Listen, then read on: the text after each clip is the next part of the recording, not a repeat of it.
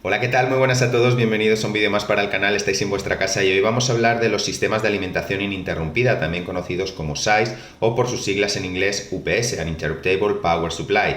Un SAI no es más que un dispositivo protector frente a las anomalías de la red, es decir, sería un puente entre los dispositivos que queremos proteger y nuestra red eléctrica doméstica. He querido traeros el vídeo en este momento porque, bueno, venimos de unas fechas en las que nos habrán comprado o habremos adquirido, pues bueno, dispositivos electrónicos como portátiles, tablets, móviles, PCs, televisores, equipos de audio. Es decir, hemos desembolsado cantidades considerables de dinero en busca de cierta calidad. Pues bien, tan importante es la calidad de los dispositivos como la calidad del suministro eléctrico que les vamos a proveer, porque bueno, al fin y al cabo la electricidad ya de por sí desgasta, ¿de acuerdo? No deja de ser un fluido, entonces bueno, pues cuanto más pura, por decirlo así, cuanto más perfecta sea la electricidad que suministramos a nuestros dispositivos, pues bueno, más alargaremos su vida útil y pues a corto o medio plazo pues nos evitaremos pues averías más o menos graves. Así que nada, si quieres saber cómo funciona un SAI, qué características deberías de conocer antes de comprar uno, o cuál es el que tengo yo, el que me compré en función a mis necesidades, quédate a ver el vídeo. No sin antes, me gustaría recordarte que si te está gustando el contenido, dale un like, compártelo, suscríbete si no lo estás y activa la campanita por aquello de que YouTube te notifique cada vez que suba nuevo contenido. Así que sin más, doy paso a la intro y comenzamos.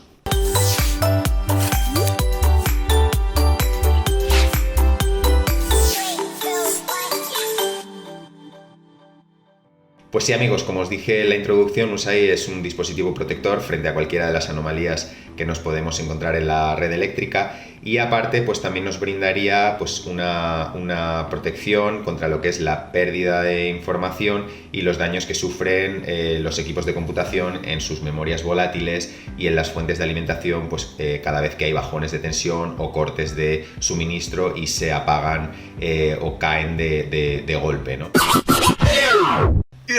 ¿Qué pasa, chavales? Soy el yo montador que viene del futuro y simplemente os quiero hacer una recomendación. Estoy terminando de montar esto y bueno, ha salido un vídeo un poco largo, pero claro, es que es una súper tocho guía. Entonces os recomiendo, si sois principiantes, que la veáis, vamos, de inicio a fin, que no os perdáis nada.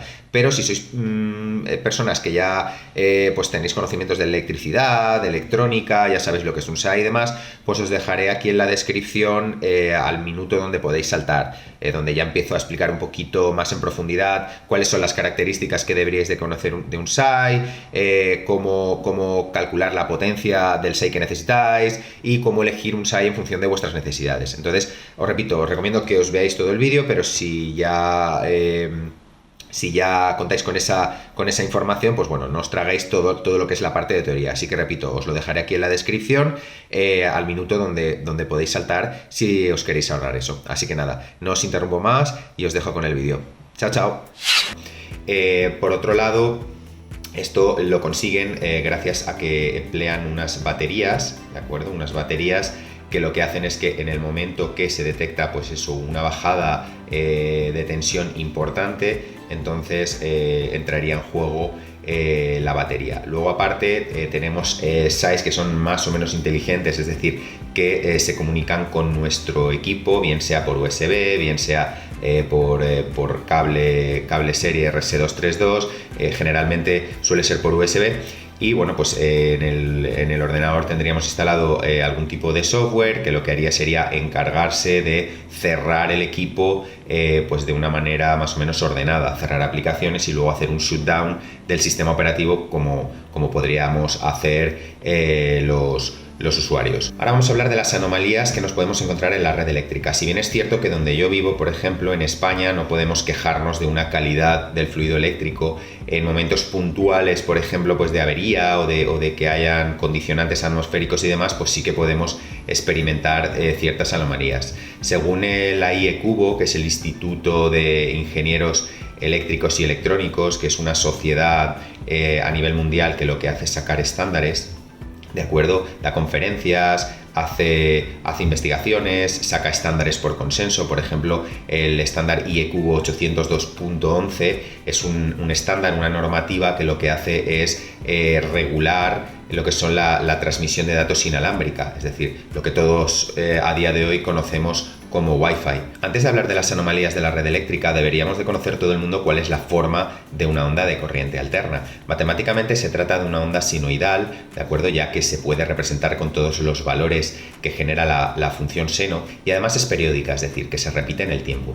Como podéis ver, esta es la forma de la onda a la que me refiero. Y las magnitudes que más nos interesan desde el punto de vista eléctrico las vamos a ver a continuación. Primeramente hablaremos de lo que es el ciclo de la onda, que es la parte más pequeña de la onda sinoidal que se repite periódicamente y que constaría a su vez de dos ciclos, uno positivo y otro negativo. Pues bien, viendo la gráfica, esto sería un ciclo positivo, es decir, todos los valores que están por encima del eje horizontal, y esto sería un ciclo negativo, todos los valores que están por debajo de dicho eje. Entonces, el ciclo positivo y el ciclo negativo, es decir, todo esto sería un ciclo completo, es decir, un ciclo de onda, ¿de acuerdo? Y como vemos, el ciclo de onda ya se repite periódicamente.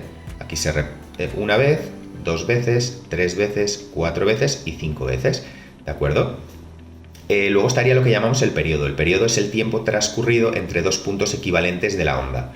Puntos equivalentes me refiero, pues podríamos elegir este y estos dos picos, o estos dos valles, ¿de acuerdo? O entre aquí y aquí, pero es mucho más fácil visualmente de verlo si elegimos el tiempo que transcurre en el ciclo de onda, es decir, el tiempo que transcurriría de aquí a aquí, en dar un ciclo de onda completo, que en este caso para esta onda sería de 0,2 segundos, ¿de acuerdo? La escala horizontal siempre se escala en segundos, ¿de acuerdo?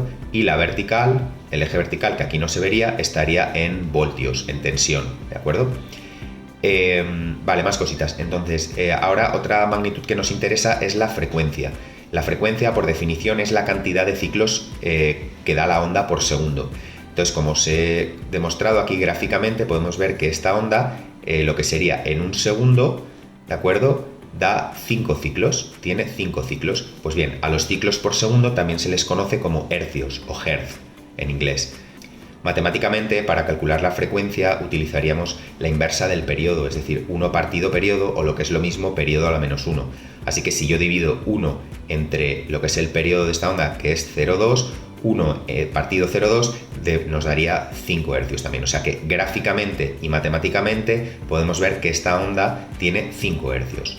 Otra magnitud que nos interesa sería la amplitud. La amplitud de una onda es la distancia que va entre el punto 0 del eje horizontal y el pico positivo o bien el pico negativo. Cuando digo distancia no penséis en metros, hablo de la separación entre el punto 0 y el pico positivo o el pico negativo, que en este caso, como el eje vertical estaría escalado en voltios, no estaríamos hablando de metros, estaríamos hablando de tensión. Por lo tanto, en una onda de corriente alterna, la amplitud entre aquí y el punto positivo, en el caso de España, serían 110, y entre aquí y el punto negativo serían menos 110. O sea, es decir, que ahora, si hablamos de lo que es la amplitud pico a pico, es decir, la amplitud de aquí a aquí, tendrían que ser 220, es decir, una diferencia de potencial, una tensión de 220 voltios. Por supuesto que esto no es un ejemplo de una onda de corriente alterna, porque una onda de corriente alterna, como luego veremos, no tiene una frecuencia de 5 hercios, tiene una frecuencia de 50, es decir, por lo menos aquí en España, ¿de acuerdo? En otros países son 60 hercios, pero en España una onda de corriente alterna normalizada viene a tener entre 220 y 230 voltios, ¿de acuerdo?, de tensión, y 50 hercios de frecuencia, ¿de acuerdo? Es decir, 50 oscilaciones en un segundo. Pues bueno, ahora que ya conocemos lo que es la forma de una onda de corriente alterna, ya podemos hablar de las anomalías que puede experimentar nuestra red eléctrica. La primera anomalía serían las interrupciones, es decir, el fallo de la tensión, lo que vulgarmente venimos a conocer como se ha ido la luz, se ha cortado el suministro eléctrico. Es la pérdida total de tensión o de corriente.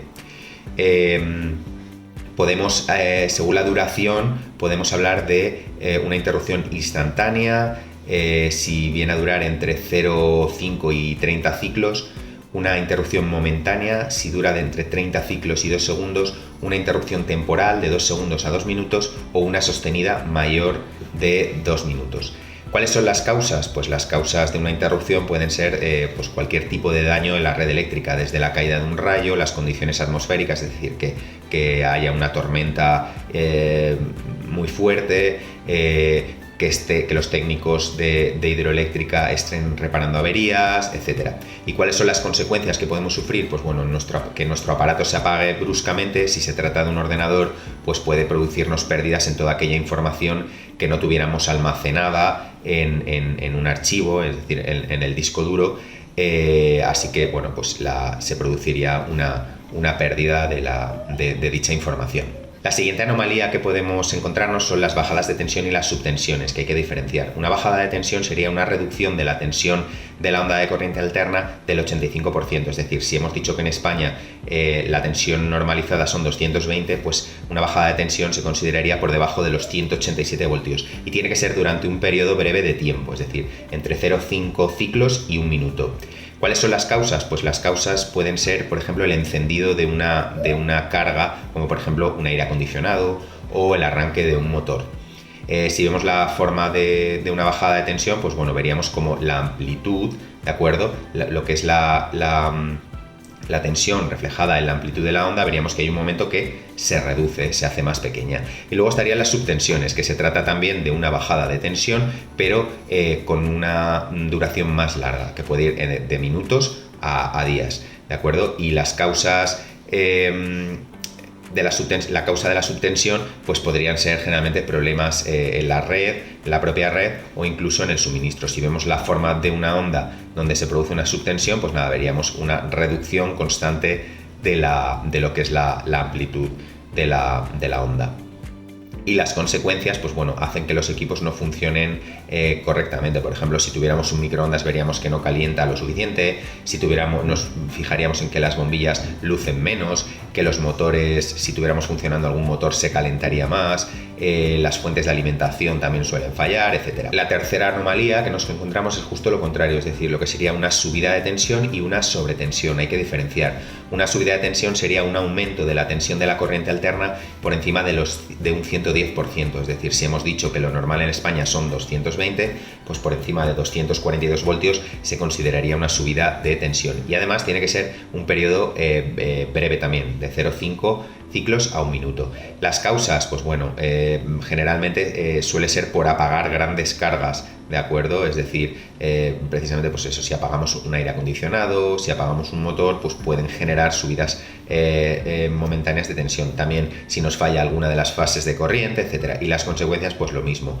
Pueden llegar desde a parpadear luces hasta producirse daño en los semiconductores de los dispositivos electrónicos. Se pueden degradar también los contactos eléctricos porque, como os dije, la corriente es un fluido, al igual que el agua va degradando poco a poco las tuberías. Un exceso de corriente, un exceso de fluido eléctrico, pues también va degradando lo que son los contactos eléctricos, las pistas de los circuitos, etcétera. Y luego pues también errores en los equipos de computación. Si vemos la forma de una onda con subida de tensión, pues veríamos eso, veríamos un aumento de la amplitud momentánea en lo que sería la forma de la onda. Y luego estaría la sobretensión, que sería un aumento de la tensión, pero ya más prolongada, pues desde minutos hasta días. Las causas suelen ser problemas de la propia red eléctrica y las consecuencias pues siguen. Por ejemplo, los motores se suelen sobrecalentar y las fuentes de alimentación de los dispositivos pues también fallan.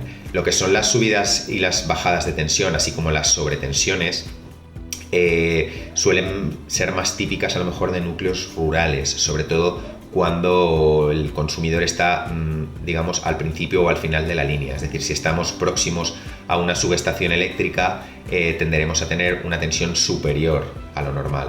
Y si estamos muy alejados, pues tenderemos a tener una tensión más inferior de lo normal. La cuarta anomalía que encontramos en las redes eléctricas son las distorsiones de la forma de onda, ¿vale? Hay varios tipos que vamos a ir viendo a continuación. Primeramente estaría la distorsión por corriente continua, es decir, ocurre a veces que se nos inyecta, o que se inyecta, mejor dicho, corriente continua a lo que es la red de corriente alterna, ¿de acuerdo? Y esto viene a ocurrir pues, por el fallo de unos componentes que se llaman rectificadores de corriente alterna a corriente continua. Entonces, cuando uno de esos rectificadores falla, pues bueno, inyecta esa corriente continua. ¿Cómo lo vemos? Porque si analizáramos con un osciloscopio lo que es la forma de onda de la corriente alterna, veríamos que la amplitud no es que aumente, sino que se eleva, ¿de acuerdo? Veríamos una elevación de la amplitud y eso quiere decir que estaríamos inyectando o habría corriente continua inyectada.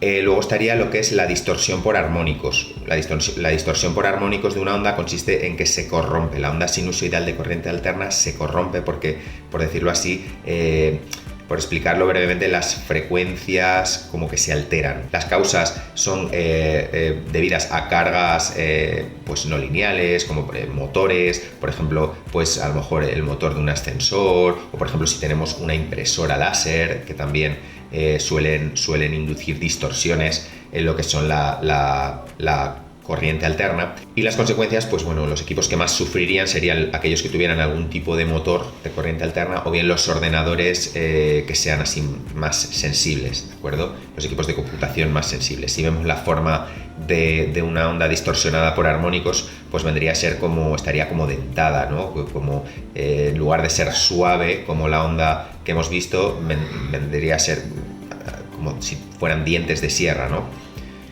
Por decirlo así. Luego estaría la distorsión interarmónica. La distorsión interarmónica ocurre cuando a la señal de corriente alterna se le superponen otras señales, ¿de acuerdo?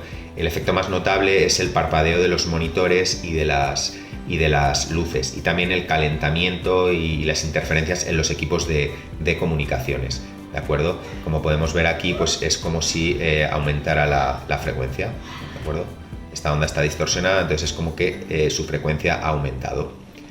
Luego estaría otra anomalía por distorsión, sería el corte intermitente, ¿de acuerdo? Es una perturbación periódica de la tensión causada, pues por ejemplo, por soldadores. Si tenemos un equipo una estación de soldadura, pues puede provocar, ¿de acuerdo?, que haya como microcortes en lo que sería la onda, y las consecuencias pues son siempre lo mismo, que los equipos dejan de funcionar. Si hay transmisión de datos en ese momento, pues se puede ver alterada, los equipos pueden caer, pueden apagarse, etc. Si vemos la forma de una onda con corte intermitente, vemos pues eso, como que quiere ser una onda suave, pero en algunos momentos vemos como pequeñas mordidas, como pequeñas dentelladitas. Y por último, el ruido sería el último de los casos de distorsión, ¿de acuerdo? El ruido no es más que una tensión, una corriente indeseada que se nos superpone en nuestra onda de corriente alterna. Puede estar causada, pues por ejemplo, por equipos electrónicos defectuosos, por un mal blindaje en los cables, por tomas de tierra también defectuosas o en mal estado, etcétera. Y las consecuencias pues son fallos en los discos, los monitores también se distorsiona la señal de vídeo, pueden haber también errores en la transmisión de datos, y cuanto más sensible sea nuestro equipo, pues más le afectaría. Y si consiguiéramos ver una forma de onda al osciloscopio afectada por ruido, pues veríamos que al ampliarla ya no tiene esa suavidad de una onda senoidal, sino que estaría sería como si estuviera dentellada, como si estuviera mordida, ¿no? La siguiente anomalía de las redes eléctricas es la variación de la frecuencia, ¿de acuerdo? Es muy poco común, por lo menos aquí en España, y se produce cuando hay una alteración, una modificación de la frecuencia de la onda de corriente, que como dije aquí en España, en Europa, es de 50 Hz. Las consecuencias para los equipos informáticos, por ejemplo, son más tolerantes a lo que sería la variación en la frecuencia, aunque si bien es cierto que se pueden producir fallos igualmente, pérdidas de datos, etcétera. Pero los que más afectados se ven son los motores, porque los motores en realidad, en función de la frecuencia, giran o más rápido o más lentos. Y esto, pues, si giran más lentos se pueden sobrecalentar, si giran más rápidos se degradarán antes, etcétera. Entonces, si viéramos la forma de una onda donde varía la frecuencia, pues veríamos que en un momento determinado lo que serían los ciclos de onda como que se comprimirían o se expandirían en función de que la frecuencia se aumente o se reduzca. Otras anomalías que nos podemos encontrar son los transitorios, que son muy perjudiciales, y hay de dos tipos: los transitorios impulsivos y los transitorios oscilatorios. Los transitorios impulsivos consiste en una elevación de la tensión y de los niveles de corriente, ya sea bien en dirección positiva o negativa, durante unos instantes, que a veces pueden ser microsegundos o incluso nanosegundos. Las causas suelen estar causados por descargas electrostáticas, es decir, por ejemplo, por rayos, caída de rayos, cuando la toma de corriente de nuestra instalación está defectuosa, cuando hay algún tipo de fallo en la red, etc. Y las consecuencias son pérdidas de datos y daños sobre el hardware en los equipos que tengamos conectados. Si viéramos la forma de un transitorio impulsivo, pues veríamos que en un momento determinado hay un disparo, ¿de acuerdo?, de lo que es la tensión, hay un pico de tensión, y eso es lo que podría producir todos los daños.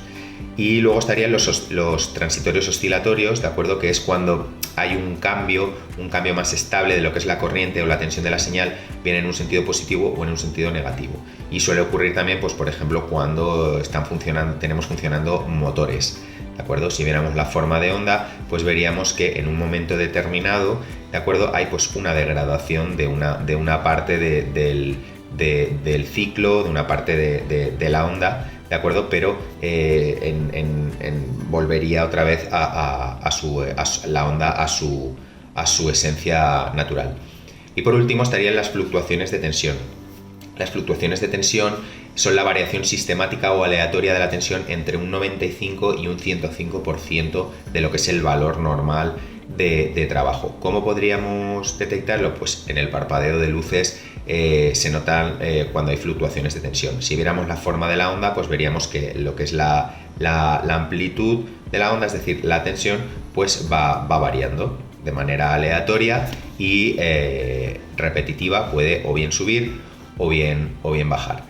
Y por último, pues os incluyo una tabla resumen, os la dejaré un momento en pantalla, de todos los 7 tipos de anomalías que hemos visto, que reconoce lo que es la IE cubo, la asociación IE cubo, y con las formas de onda, los efectos que producen, las causas y las posibles soluciones. Bien, vamos a hablar de los tipos de SAIs que existen a día de hoy en el mercado.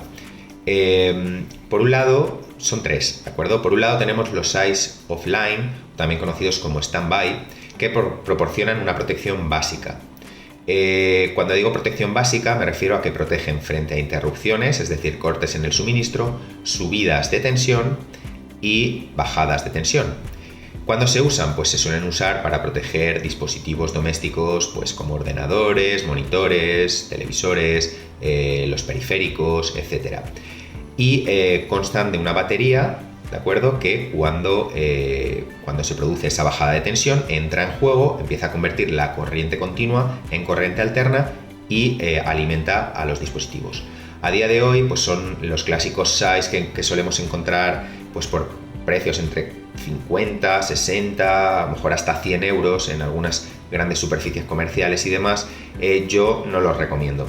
Yo a día de hoy optaría por las siguientes opciones que vamos a ver. La segunda opción son los SAIs inline, también conocidos como SAIs de línea interactiva.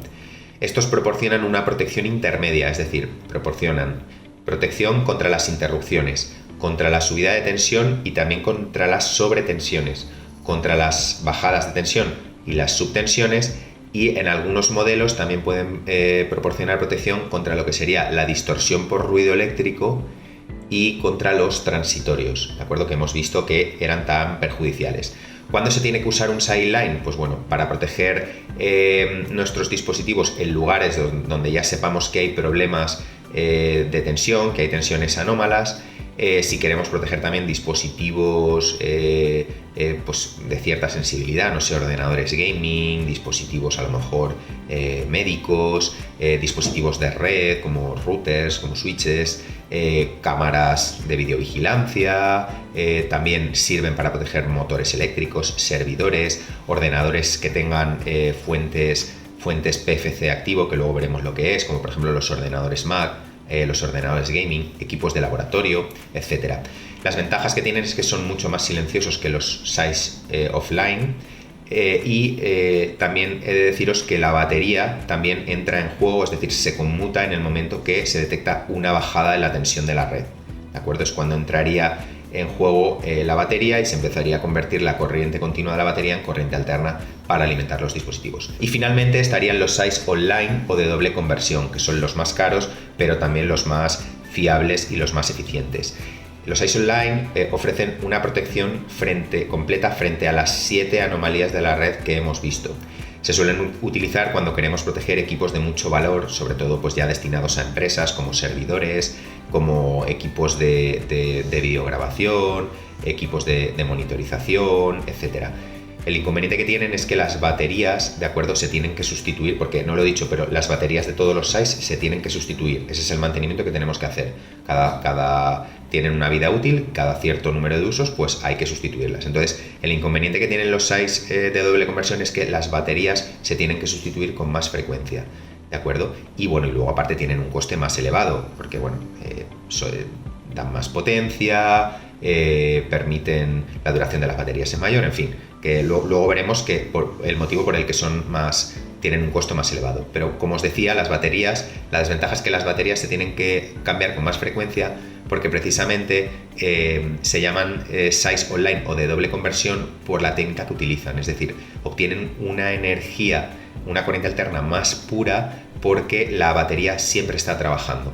De alguna manera, la energía que cogemos de la red eléctrica la filtran a través de la batería y se vuelve a convertir en corriente alterna obteniendo una onda más pura. Entonces, en estos SAIs siempre, como digo, la batería siempre está trabajando. No solamente trabaja cuando hay un corte o una bajada de tensión. Por lo tanto, es de cajón que va a durar menos. Vale, ahora vamos a hablar de las características que tenéis que conocer antes de comprar un SAI. Nos deberíamos de fijar, por ejemplo, en lo que es el volumen, el peso, las medidas. Esto es importante, sobre todo si tenemos un espacio reducido. Suelen pesar bastante. Luego os enseñaré mi modelo y es una cosa así. Viene a ser como una PS4, un poquito más pequeño, sin embargo pesa entre 12 y 15 kilos por la batería, son pesados. Entonces no suelen ocupar mucho, pero sí que son muy pesados. Entonces a lo mejor pues deberéis de buscarle un sitio adecuado, no a lo mejor ponerlo en una mesita muy pequeña y que caiga, ¿no? Que acabe rompiendo la mesa. Entonces es importante tenerlo en cuenta. Luego también si es en formato torre, vertical, si es en formato sobremesa, hay algunos que se pueden adaptar, entonces es importante. Luego también es importante ver cuáles son las condiciones ambientales a las que trabaja, pues por ejemplo la temperatura, que suele ser entre 0 y 40 grados, la humedad relativa, que suele ser entre 0 y 95%, o incluso la altitud, ¿vale? Que suelen trabajar bien por debajo de los 3.000 metros, por ejemplo, en el caso de mi modelo. También tendremos que asegurarnos de la corriente alterna con la que funciona. Por ejemplo, en España, cuando os he dicho que la corriente alterna tiene 220 voltios y 50 hercios, me refiero a la corriente alterna de uso doméstico, ¿de acuerdo? Lo que se conoce también como corriente monofásica. La corriente monofásica, pues bueno, si cogemos un cable de corriente monofásica y lo cortamos, dentro hay otros 3 cables y vendría a ser lo que es la fase, que sería el cable negro o marrón, el neutro, que es el azul, y luego la toma de tierra, que es el amarillo verde. Bueno, pues eso es un sistema monofásico, el habitual de las casas, por lo menos en donde yo vivo. Entonces hay que asegurarse que el SAI trabaja con corriente monofásica. También ver cuál es la topología o tipo de SAI que vamos a adquirir, es decir, los que hemos visto, bien un SAI offline, bien un SAI inline o bien un SAI online o de doble conversión. También podríamos tener en cuenta si el SAI utiliza algún tipo de tecnología verde o tecnología sostenible, por ejemplo el mío, que es el CyberPower CP1500 EPFC LCD, utiliza tecnología Green Power UPS, es decir, una tecnología propietaria de la marca CyberPower que lo que hace es que el dispositivo sea más eficiente, es decir, que desperdicie menos energía, que la energía que toma, por decirlo así, no se desperdicie, por ejemplo, en forma de calor, o que se desperdicie, mejor dicho, la menos posible. Con lo cual, pues eso, suministre la mayor energía posible a los dispositivos que queramos proteger. Luego también tendríamos que tener en cuenta la conectividad, cuáles son los conectores que tienen los SAIs. Generalmente, pues podríamos hablar, por ejemplo, de lo que son las tomas de entrada y salida, pues suele utilizar o bien conectores de tipo IEC o bien conectores de tipo SUCO, ¿vale? Que sería la normativa CE 74 de tipo F, es decir, son los normales, los habituales que encontramos a día de hoy, es decir, el típico cable de ordenador. Entonces, luego os enseñaré en mi SAI, por ejemplo, en mi SAI lo que es la entrada de corriente al SAI es un conector IEC, que son estos, ahora os lo pondré en la imagen, son estos que tienen así con forma cuadradita, como forma, si fuera una casita, y tienen tres piquitos, tanto los machos como las hembras, ¿de acuerdo?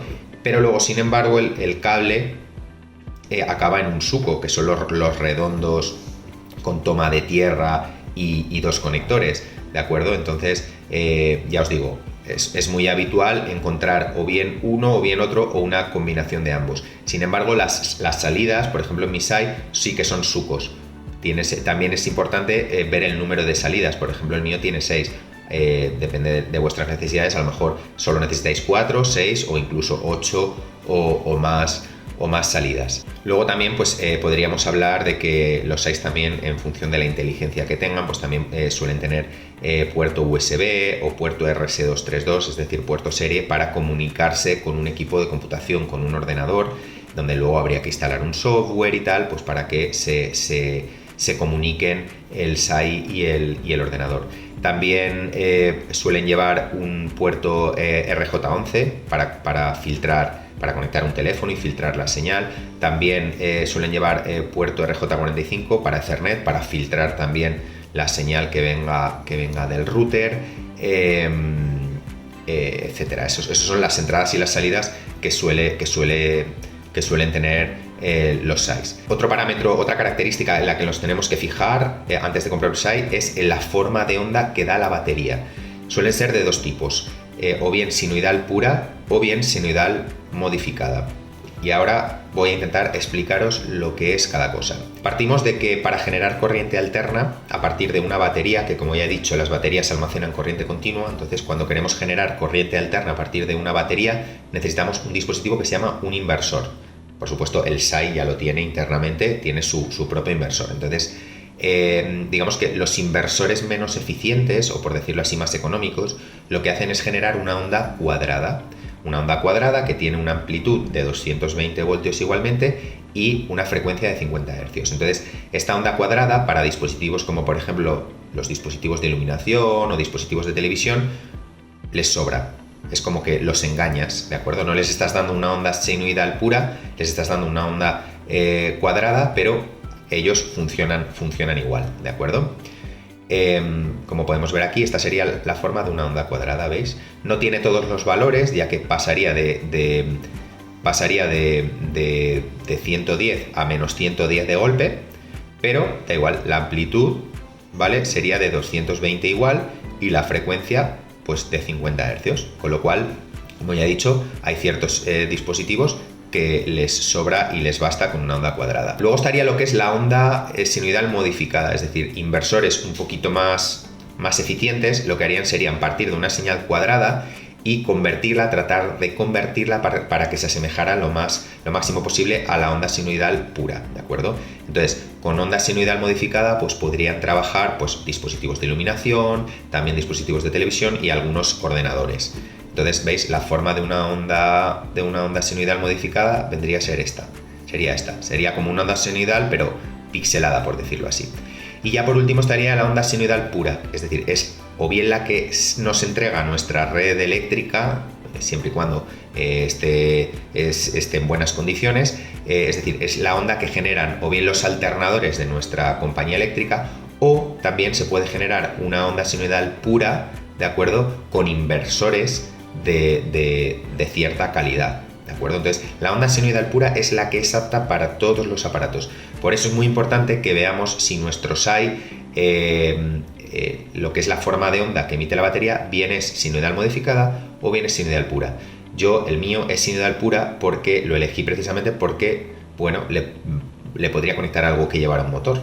Le podría conectar un ventilador, le podría conectar un calefactor, ¿de acuerdo? Entonces, si solamente lo queréis para un ordenador, bueno, que lleve senoidal modificada. Si lo queréis para todo, ¿de acuerdo? Para que os valga para conectar cualquier tipo de dispositivo, mejor sinoidal pura. Y bueno, la onda de la forma sinoidal pura pues es la que hemos venido, de la que hemos venido hablando, como podéis ver, durante todo este tiempo. Respecto a la batería, ¿qué tendríamos que ver? La autonomía que tiene, ¿de acuerdo? Que suele ir, por ejemplo, en SAIs de gama media-alta entre 3 minutos y 120 minutos, dependiendo de la carga, dependiendo de los dispositivos que le conectemos al SAI. El tiempo de recarga completo de la batería, ¿de acuerdo? Que viene a ser entre 6 y 8 horas. ¿Cuál es la vida media de la batería? ¿De acuerdo? Es decir, los usos, las recargas que permite esa batería. Si es reemplazable por nosotros, por el usuario, o si hay que llevarlo a un servicio técnico. ¿Qué tipo de batería lleva? Pues, por ejemplo, suele utilizarse mucho el tipo de batería plomo-ácido. Y luego también si la batería se autotesta, es decir, si tiene un autotesting cada vez que arrancamos el SAI o cada cierto tiempo, pues digamos que el SAI comprueba a sí mismo el estado de la batería, e incluso nos informaría cuando tenemos que cambiarla o si, por ejemplo, pues se ha dañado o lo que sea, ¿de acuerdo? Es interesante también que el SAI lleve autotesting. Recordaros, no sé si os lo dije antes, que el único mantenimiento que tiene un SAI es el cambio de las baterías y que si optáis por un SAI online, ¿de acuerdo? La batería morirá, el tiempo de vida medio de la batería es menor que los SAIs offline o que los SAIs inline. Tenedlo en cuenta, ¿de acuerdo? La tendréis que cambiar antes. Respecto a los valores de entrada y salida del SAI, también es interesante que veamos cuáles utiliza, ¿de acuerdo? Aunque bueno, si lo compráis en algún proveedor de vuestro país, no tendréis problema. Otra cosa es que lo importarais. Entonces, por ejemplo, pues ¿qué nos tenemos que fijar? Pues en la tensión de entrada de trabajo del SAI, que viene a ser pues en España 220-230, el rango de tensión con el que trabaja, pues por ejemplo podríamos estar hablando entre 170 y 270, ¿de acuerdo? Lo podría convertir perfectamente. La frecuencia de entrada, ¿de acuerdo? Que pueden ser o bien 50 o bien 60 Hz, con un error más o menos de un 3%. Y importante que tenga detección automática de esa frecuencia para que pues se adapte enseguida, no tengáis vosotros que configurar nada, sino que sea el SAI el que detecte o bien que estamos trabajando a 50 o a 60. Y en cuanto a los valores de salida, pues bueno, fijarnos en que de una tensión de salida, pues en mi caso de 230 voltios con un margen de error de más o menos 10%, y también que la frecuencia de salida sea adaptable o bien a 50 o bien a 60 Hz con un margen de error pues más o menos de un 1%. Vale, ahora vamos a hablar de los voltiamperios, que seguramente lo habréis leído. Se representan con las siglas VA. El voltiamperio es una unidad de potencia típica, ¿de acuerdo? No es la que estamos acostumbrados. Nosotros estamos acostumbrados a hablar en vatios. Entonces el voltiamperio, para hablar en voltiamperios necesitamos conocer otro parámetro que se llama factor de potencia o matemáticamente coseno de phi. Y es un dato que generalmente depende del equipo, depende del aparato, pero que suele estar entre 0,6, 0,7, 0,8. Suele ser eso, un valor entre 0,6 y 0,7, pongámosle. Como ejemplo, imaginaros que tenemos un SAI que nos dicen que tiene una potencia de 500 voltiamperios, de 500 VA. Pues bueno, si multiplicamos 500 por 0,6 nos da 300. Si multiplicamos 500 por 0,7 nos da 350. Entonces, más o menos podríamos decir que un SAI de 500 voltiamperios tiene una potencia máxima entre 300 y 350, ¿de acuerdo? Pero lo ideal, y casi siempre nos lo dicen, es la potencia en vatios, ¿de acuerdo? Por ejemplo, mi SAI tiene 1500 voltiamperios y 900 vatios. Luego estaría la potencia en vatios, representada por la sigla W, ¿de acuerdo? Generalmente, cuando elijamos un SAI, debemos de conocer previamente el consumo de lo que le vamos a conectar, ¿de acuerdo? Y sobre ese consumo que le vayamos a conectar, tenemos que darle un 15 o un 20% más. Imaginaros que yo sé que todo lo que le voy a conectar a mi SAI consume 300 vatios. Pues bueno, yo tendría que comprar un SAI que por lo menos tuviera una potencia máxima de unos 350 a unos 360 vatios. Vale, en cuanto a protecciones adicionales, pues podríamos fijarnos si nuestro SAI tiene filtrado EMI, filtrado de interferencias electromagnéticas, si tiene filtrado de RFI, filtrado de interferencias de radiofrecuencia, si tiene filtrado de toma de teléfono, es decir, si tiene cable conector RJ11, si tiene filtrado de redes Ethernet con conector RJ45, por cierto, si tuviera filtrado de red RJ con conectores RJ45, fijaros muy bien que admita hasta 1 giga, porque como sabéis las redes Ethernet o las tarjetas de red Ethernet funcionan a 100 megas, pero las de hoy suele ser habitual a 1 giga. Entonces no os vayáis a comprar un SAI que solamente tenga filtrado para red Ethernet a 100 megas, ¿de acuerdo? Porque en su mayoría a día de hoy ya casi todo lo que tiene que ver con Ethernet admite velocidades de transmisión de 1 gigabit por segundo, pero bueno, tenedlo en cuenta. Llevo todo el rato diciendo, ojo con el consumo, tenéis que calcular lo que conectáis. Ahora, ¿cómo sé el consumo de lo que le voy a conectar? Vale, pues lo primero que hay que hacer es mirar los datasheets, los manuales técnicos de los fabricantes, es decir, como queráis llamarlo, ¿de acuerdo?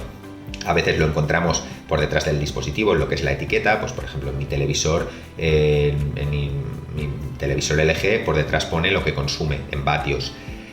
Podría ser que no lo ponga, por ejemplo, pues mi tarjeta de sonido externa, que es la Sound Blaster X7, pues no pone lo que consume. Pero bueno, en el transformador, si le dais la vuelta, pone los vatios y la intensidad. Entonces, en mi caso, por ejemplo, tengo un transformador de 24 voltios y 2,9 amperios. Pues bueno, que sepáis que la fórmula matemática, si multiplicamos tensión por intensidad, obtenemos potencia. Entonces, en mi caso, obtendría una potencia de 69,6 vatios, ¿de acuerdo? Entonces, esa sería la potencia máxima a la que trabaja mi tarjeta. Bueno, pues ya lo conozco.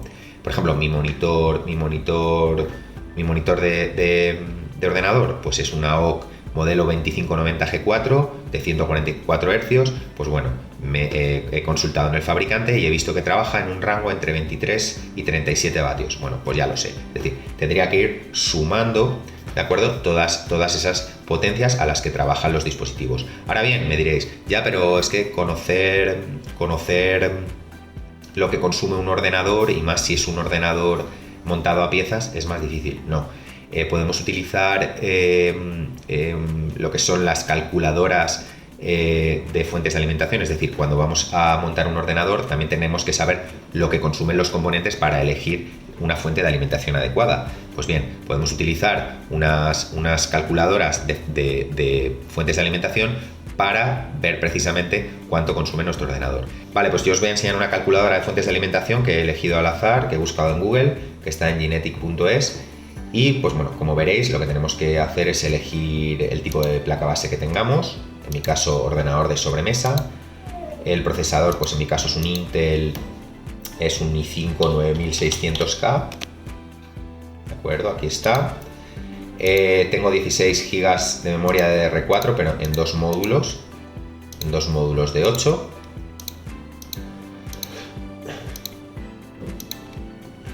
¿De acuerdo? Mi tarjeta gráfica tiene un chip Nvidia, es una RTX 2070 Super.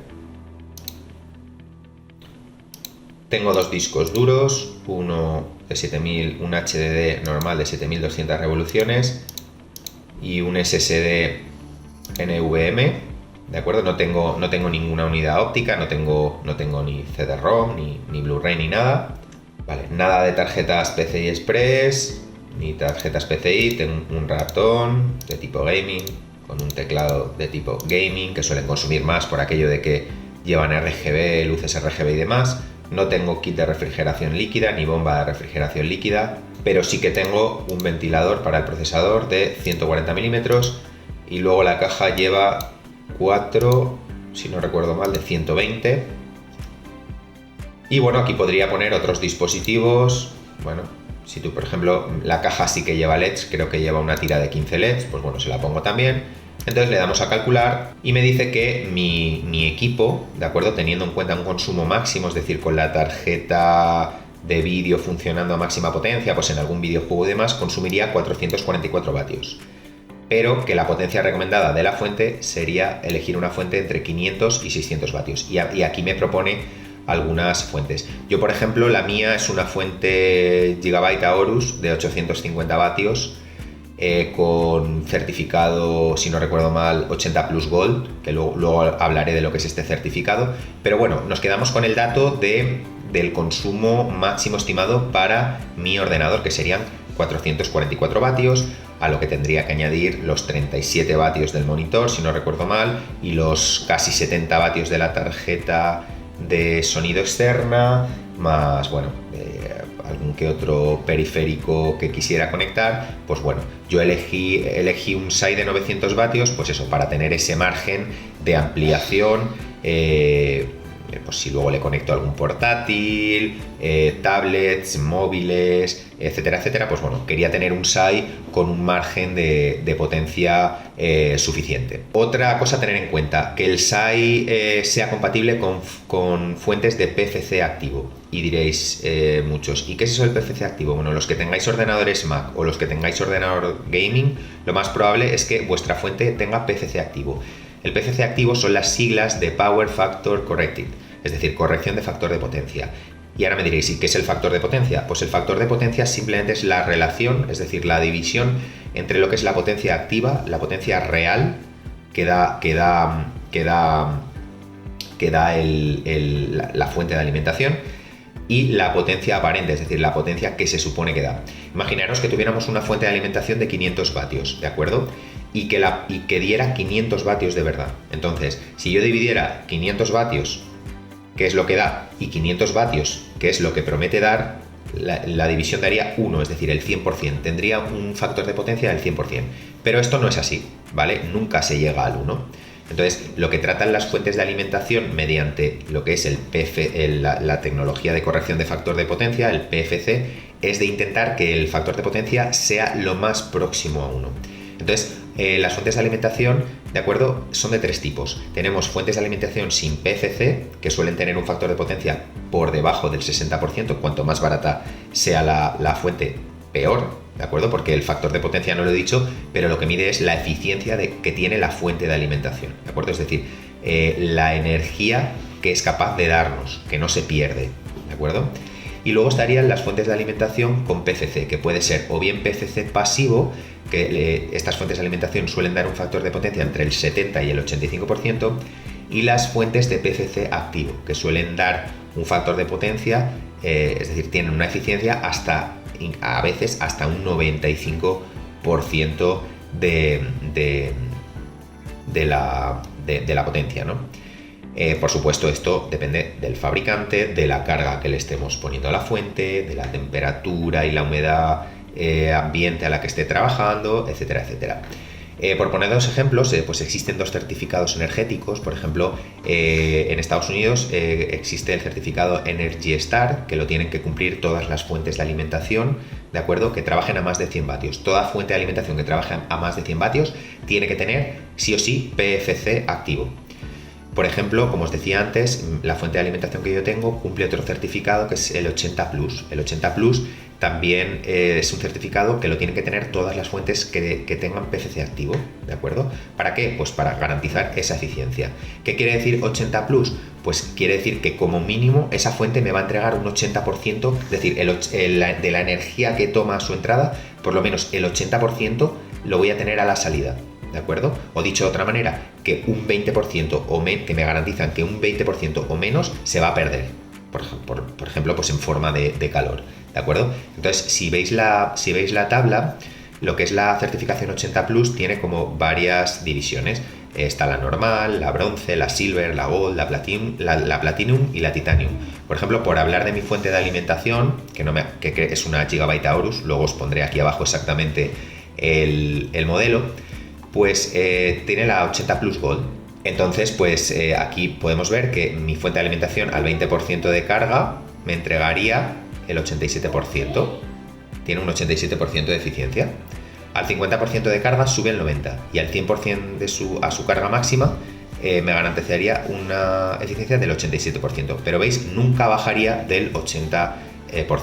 Vale, más cosas a fijarnos en un SAI. Si tiene AVR o no. ¿Qué es AVR? AVR es la regulación automática del voltaje. Es decir, es una tecnología que suele ser típica de los SAIs inline y lo que garantiza es que con las subidas o con las bajadas de tensión, en lugar de entrar en juego la batería, salvo que sea un corte de suministro o una subida o una bajada muy grande, en lugar de entrar en juego la batería, lo que hace es que entra en juego un sistema, un dispositivo que es el AVR, el regulador de voltaje interno. Entonces, de esta manera conseguimos igualmente estabilizar la tensión, pero sin usar la batería, con lo cual ayudaríamos a que la vida útil de esa batería pues pues se alargara, ¿no? En cuanto a la gestión y comunicaciones, pues bueno, nos tenemos que fijar cuál es la interactividad del SAI con el usuario. Pues si tiene, por ejemplo, pantalla LCD, si tiene algún tipo de software, en el caso de que queramos que se comunique con nuestros ordenadores, si tiene, por ejemplo, LEDs o si tiene alarmas sonoras, si permite avisar al usuario remotamente, por ejemplo, vía mail, etcétera, etcétera. Luego estaría el tiempo de transferencia típico. ¿Qué es esto? Pues el tiempo de transferencia típico en un SAI es el tiempo muerto, el tiempo de conmutación que habría entre que el SAI detecta una alteración importante de la tensión y corta el suministro de la red eléctrica y empieza a obtener la energía de la batería. Ese tiempo muerto que hay, ¿de acuerdo?, que viene a ser entre 1 y 10 milisegundos, es muy importante tenerlo en cuenta. ¿Por qué? Porque si pasa de 4 milisegundos, por ejemplo, mi SAI son 4 milisegundos de tiempo de transferencia. ¿Por qué? Porque si tenemos equipos de computación sensibles, todo lo que pase de 4 milisegundos hacia arriba podría afectar, es decir, el equipo podría apagarse, podría hacer intención de apagarse. Entonces, ya os digo, si queréis proteger un ordenador, y más si es un ordenador sensible, no compréis un SAI que tenga más allá de 4 milisegundos de tiempo de transferencia típico. Luego, por supuesto, fijarnos en las certificaciones. En mi caso, pues tengo la certificación CE de conformidad europea, eso, como mínimo esa. Luego, pues podría tener otros certificados como el EAC, pues es certificado de conformidad para países euroasiáticos como Rusia, Bielorrusia, etcétera, etcétera. Podríamos hablar también de certificaciones RCM, pues certificado obligatorio en Australia y Nueva Zelanda. En fin, también intentar informaros, si vivís en Europa, como mínimo que tenga el certificado de conformidad europea. Y luego, importante también ver las garantías que tiene adicionales que tiene el SAI. Pues bueno, como cualquier aparato electrónico, en mi caso son 2 años para el SAI, otros 2 años para la batería, y elegí este modelo porque tiene una característica muy buena, y es que tiene garantía para los equipos conectados. Si los equipos conectados que tengamos conectados, que estén protegidos, sufren daños, tenemos una garantía que durante 2 años nos cubre hasta 50.000 euros. Ahora tendríamos que contestar a la pregunta: ¿qué SAI es el más recomendable? La respuesta es sencilla: el que vosotros necesitéis, dependiendo de vuestras necesidades. Con todo lo que hemos visto hasta ahora, con todas las características, con todo lo que os he explicado hasta ahora, estaríais perfectamente preparados para elegir el modelo que más convenga a vuestras necesidades, a los dispositivos que tengáis que conectar. Por hacer un repaso, pues os diré que si tenéis que proteger un equipo poco sensible y sus periféricos, pues el monitor, impresora, por cierto, impresora que no sean láser. Las impresoras láser tienen motores más potentes e inducen picos en la red. Entonces, si son impresoras normales, de inyección, pequeñitas y demás, o si no habéis experimentado grandes anomalías en vuestra red, vivís en un sitio más o menos con unos parámetros estables, elegir un SAI offline. Yo a día de hoy no lo elegiría, porque por un poco más de precio ya empezáis a tener SAIs inline. La siguiente opción que os quería decir es eso: si tenéis equipos que proteger que son más sensibles o de más elevado valor, pues un ordenador gaming, un Mac, etcétera, o si habéis experimentado anomalías en la red eléctrica, vivís próximos a polígonos industriales o a subestaciones eléctricas, sin dudarlo, optar por un SAI inline. Y ya si tenéis equipos de un elevado valor, de mucho costo, muy sensibles y demás, pues optar por un SAI online o de doble conversión. Aún así, si no estáis seguros, existen asistentes de recomendación, asistentes de configuración que os dicen qué SAI sería más adecuado para lo que buscáis. Yo, por ejemplo, os voy a enseñar uno que es de la página todosai.com. Si nos metemos, ¿de acuerdo? Luego os lo dejaré en la descripción. Pulsamos para comenzar. En mi caso, yo voy a elegir que quiero proteger un equipo informático. Quiero que sea un equipo gaming. Protección intermedia, por decirlo así. Y veis, aquí propone varios. ¿Veis? Este, por ejemplo, es el mío, el CyberPower PFC de 1500 voltiamperios y 900 vatios, el modelo CP1500 EPFC LCD. Entonces, por ejemplo, se me ocurre, mira, vamos a comparar el mío. Vamos a ver las características que tiene. y luego lo compararé con otros SAI, ¿de acuerdo? De los que me propone y a ver qué es lo que sacamos. ¿Veis? Como os decía, la tecnología que utiliza inline, la potencia en voltiamperios 1500, potencia en vatios 900, el formato torre, es decir, en vertical, la forma de la onda de salida funcionando con baterías es una sinoidal pura, el factor de potencia 0,6, es decir, si yo multiplicara 1500 voltiamperios por 0,6 obtendría en torno a 900 vatios.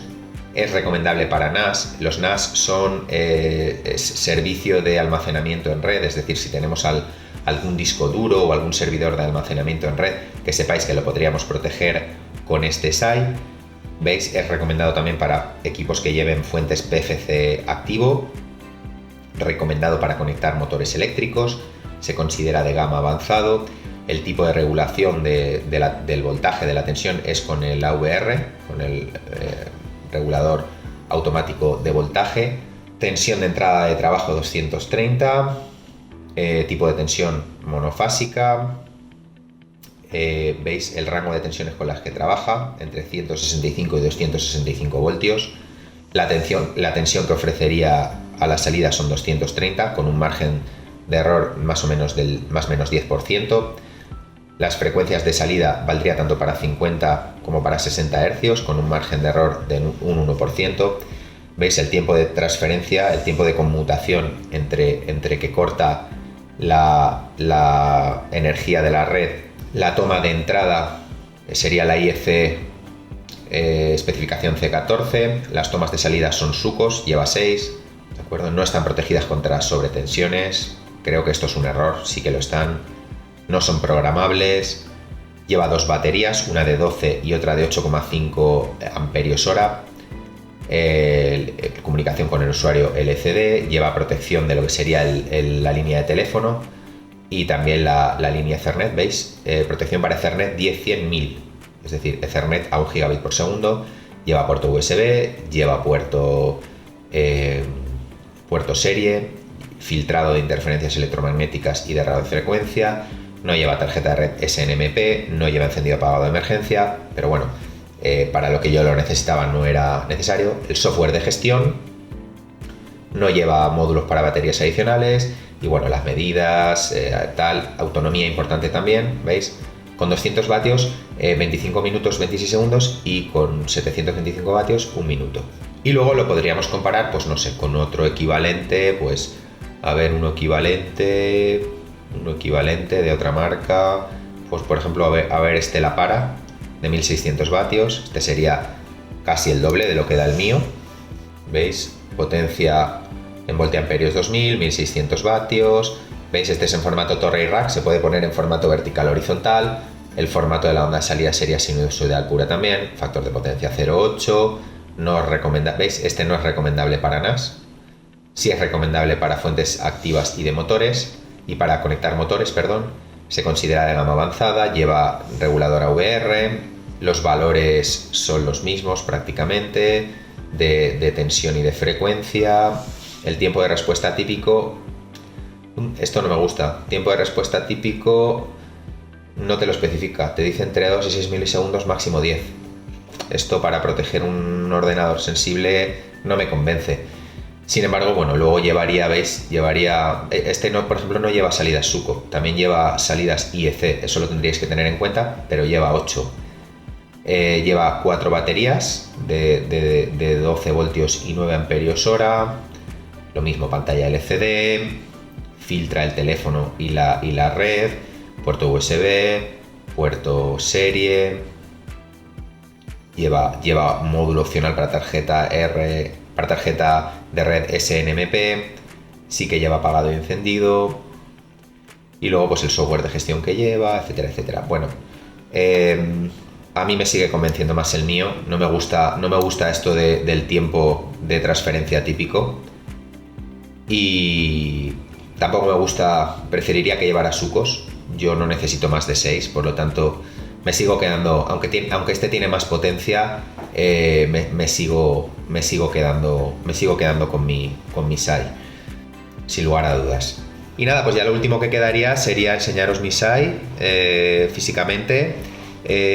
Una cosa, os voy a enseñar también el programa, el CyberPower Power Panel edición personal, ¿de acuerdo? Que es el que lleva este site. Y nada, pues es un programa muy sencillito. Veis, por ejemplo, aquí Current Status nos dice que ahora mismo se está alimentando con la red eléctrica, que la capacidad de la batería está al 100% y que en caso de que tuviera que utilizarse la batería, tendríamos una duración estimada, podría alimentar a mis dispositivos durante 48 minutos. ¿Veis? Aquí se está alimentando ahora mismo de la red, el voltaje de salida son 217, es normal, la capacidad de la batería al 100% está totalmente cargada y como os decía, puede suministrar ahora mismo hasta 48 minutos de alimentación a batería. Y todos mis dispositivos ahora mismo están consumiendo 108 vatios, ¿de acuerdo? Aquí vemos el sumario, pues bueno, aquí podríamos ver si han habido subidas o bajadas de tensión, nos informaría, ¿de acuerdo? Si hubiera habido cualquier tipo de anomalía, podemos listarlo por semanas, las últimas 4 semanas, las últimas 12, las últimas 24, etcétera. Aquí podemos ver, podemos hacer un filtrado de lo que son el consumo e incluso el precio y las emisiones de CO2 que hemos tenido. Por ejemplo, pues si hago un filtrado desde enero del año pasado a enero de este año, ¿veis? Supuestamente el SAI ha consumido 951 vatios hora, lo que me ha costado unos 40,94 euros, teniendo en cuenta el precio del vatio hora aquí en España. He emitido estos 111,269 kilos de CO2, bueno, en fin. Aquí podría configurar pues el país en el que me encuentro, el coste del kilovatio hora, las emisiones. Bueno, esto una vez eliges el país se supone que lo configura solo. ¿Qué más? Aquí, pues bueno, podría elegir cuándo el SAI se apaga o enciende los dispositivos que tenga conectado, las notificaciones, pues puedo habilitar las alarmas sonoras, incluso podría activar que el SAI me comunicara por email en caso de que hubiera algún problema. Puedo elegir qué hacer, si mantener los equipos de computación encendidos o para preservar la batería, lo que es la energía de la batería, apagar los equipos. Yo en mi caso tengo que que apague los equipos ordenadamente, ¿de acuerdo? Que tarde 5 minutos en apagar mi ordenador de manera ordenada, es decir, cerrando aplicaciones y demás. Aquí tendría el rango de voltajes que quiero al que trabaje. Yo lo he dejado por defecto como mínimo 160 y como máximo 260, aunque admite más, es decir, en ese rango de trabajos podría, con ese rango de voltaje de la red eléctrica, podría trabajar perfectamente sin avisarme, sin darme ninguna alarma sonora. Luego aquí el test, que él lo pasa cada cierto tiempo, pero puedo pasarlo yo. Por ejemplo, pasé uno ayer y lo pasó correctamente, ¿de acuerdo? Comprueba lo que es la batería, la vida útil de la batería, que no haya ningún fallo en los componentes internos, y si todo va ok, pues lo da como pasado y ya está. Y finalmente, pues en avanzado lo que es la sensibilidad. Por defecto yo la dejo la sensibilidad sería pues eso, lo sensible que es para cortar y poner en funcionamiento las baterías. Yo por defecto recomiendo dejarlo en medio, que es a sensibilidad media, que es como viene. Y ya por último, pues bueno, aquí en la pestaña de información, pues el modelo, los vatios que admite, etcétera, etcétera. Como veis, es un programa muy sencillo. También os digo, es la versión personal. Creo que hay una versión business que es más completa, pero bueno, para un usuario doméstico, con la versión personal suficiente. Y ya lo único que me queda pues es enseñaros físicamente el site y luego pues hacer quizás una prueba, bajaré el interruptor general, pues para que veáis que se apaga todo, pero el ordenador sigue funcionando. Bueno, pues aquí lo tenéis. Como veis, esta es la entrada, la alimentación al site, que os decía que era de tipo IEC, pero luego, sin embargo, va conectado a un SUCO, es decir, de cable de conector IEC a SUCO, o sea, sin problemas. Y lo que son las salidas, que están todas, no sé si lo dije, están todas alimentadas por batería, es decir, están todas en caso de corte, porque sí que hay SAIs que a lo mejor te vienen 6 salidas, pero te dicen que 2 no están protegidas con batería, con lo cual lo que hubiera conectado a esas 2, en el momento hubiera un corte de suministro, caería. ¿De acuerdo? Pero en mi caso, en este modelo, todas están protegidas por batería. Es decir, aunque haya un corte de suministro, nada de lo que tengo conectado va a caer. Entonces, como veis, pues bueno, tengo conectado una regleta, esta regleta. Nunca conectéis... intentar dividir las cargas, ¿de acuerdo? A ver, yo por ejemplo, aquí va una regleta, pero esta regleta solamente va un cargador de móvil y lo que es el monitor, ¿de acuerdo? El ordenador va independiente, el ordenador va aquí y luego esto sería el router, ¿de acuerdo? El cargador del router. Entonces, más o menos intentar balancear las cargas, aunque creo que los SAIs de determinada gama, creo que ellos balancean cargas, es decir, si conectamos demasiada carga aquí, creo que te avisa, pero bueno, vosotros intentad más o menos, pues eso, no conectar pues todo a lo mejor aquí, ¿de acuerdo? Intentar pues balancear un poco la carga, que además para eso lleva 6 salidas, que creo yo que para un uso medio es adecuado, no necesitamos más salidas, y si las necesitáramos, pues bueno, una regleta, pero siempre teniendo en cuenta conectar cargas que no sean excesivas. Y luego, pues por la parte de delante, pues tendríamos, como os decía, eso, el LCD, ¿veis? Lleva pantalla LCD, ¿veis? Que está apagada por aquello como os dije, de la tecnología Green Power para no consumir demasiada energía. Me dice que se está alimentando ahora mismo de la red, que la carga a la batería está al completo. Entonces puedo ir cambiando valores, ¿veis? Por ejemplo, ahora mismo la tensión de entrada, es decir, la tensión que está recibiendo de mi red eléctrica, son 218 voltios. La tensión de salida que le está dando, sin necesidad de utilizar la batería, son 218 voltios, ¿de acuerdo? La frecuencia de salida 50 Hz. Ahora mismo está consumiendo 108 vatios, pues bueno, porque no tengo solamente el Windows, la tarjeta gráfica no está trabajando a pleno rendimiento, así que 108 vatios entre ordenador, monitor, tarjeta de sonido externa y demás. Lo mismo pero en voltiamperios, ¿de acuerdo?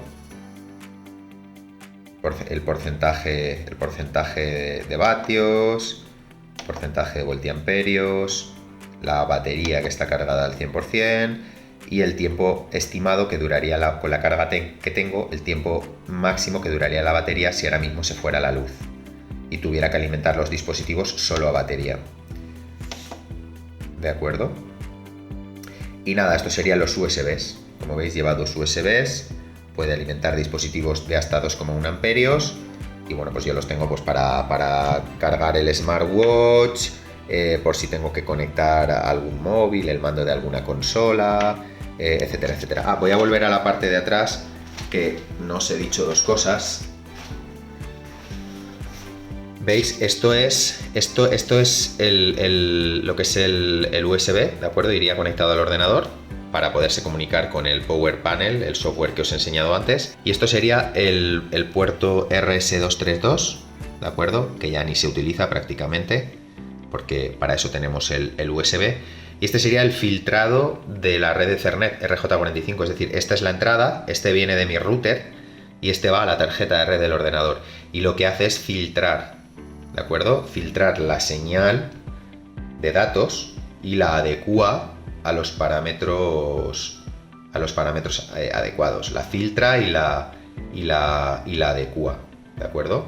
Pues para evitar también, pues en caso de que, no sé, se me ocurre, en caso de que hubiera una sobretensión y el router, que por cierto también está conectado al SAI, yo ahora mismo si apago si corto la corriente en la casa no me quedo sin internet, ¿de acuerdo? Tengo fibra óptica, el router sigue funcionando y yo no me quedo sin internet. Entonces, como os decía, en caso de que yo tuviera el router conectado a la red normal y hubiera, por ejemplo, una caída de un rayo y tal, creo que a través del router, por los cables de datos, podría pasar a mi ordenador y fastidiarlo. Entonces, ojo con tener a lo mejor el ordenador conectado a un SAI, pero el router conectado a la corriente, a la red eléctrica normal, porque se nos podría averiar el ordenador igual. Por eso es importante lo que es el filtrado también de lo que son los datos. Y ahora nada, acompañadme que voy a cortar el suministro eléctrico de la casa y vais a ver cómo sigue todo funcionando. Bueno, pues este es mi cuadro eléctrico, ¿de acuerdo? Puedo elegir apagar este magneto térmico. Bueno, voy a apagar el general. Y como veis, pues nada, se han apagado luces, se ha apagado todo, pero el ordenador, todo sigue funcionando. Mi ordenador gaming, mi tarjeta Sound Blaster X7 externa, monitor, ratón, teclado, todo con el router, todo continúa funcionando. ¿Veis? El SAI, alarma sonora, me está avisando de que algo pasa. Entonces, si veo aquí, ¿veis? Me está informando la batería.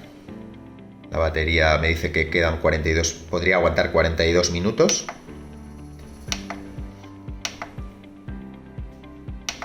Os voy a poner los valores para que los veáis. ¿Veis? Tensión de entrada 0. Ahora mismo no hay tensión en mi red eléctrica, la he cortado. Pero sin embargo, él está alimentando todo a 230 voltios de la batería. Está convirtiendo corriente continua en corriente alterna. La frecuencia sigue siendo 50 Hz.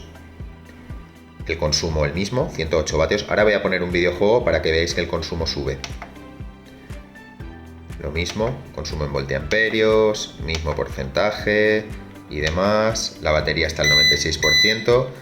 Me sigue avisando. De acuerdo. Y nada, ahora voy a poner, por ejemplo, voy a poner un videojuego. Voy a hacer que la tarjeta trabaje. Entonces voy a poner, por ejemplo, voy a arrancar Fortnite y ahora la tarjeta de red empezará a tirar, subirá el rendimiento y yo me lo indicará aquí. A ver. Tensiones, 50 Hz. A ver el consumo. Mira, ¿veis? Ya va subiendo. Recordar que eran 100 y poco. Ya va subiendo. Todavía está arrancando. Ya ha subido un poquito. Evidentemente todavía no estamos dentro del juego. Está la pantalla de carga. Todavía la tarjeta red no está a pleno rendimiento. A ver. Vamos a intentar entrar in-game y a ver qué pasa. ¿Veis? 243 vatios de consumo y todavía subirá más. De hecho está cargando y ahora cuando entremos en juego, que ya empieza a representar polígonos y demás, ahí yo creo que subirá 300 y pico, 400 me ha llegado a subir. ¿Veis? Ya estamos in-game y bueno, ahora mismo 270 vatios. También depende mucho también del entorno que tiene que representar y demás, del número de jugadores que haya, de los polígonos, pero bueno, para que os hagáis una idea, ¿veis? Ahora mismo el ordenador está funcionando a más rendimiento. La batería ya ha bajado un poquito.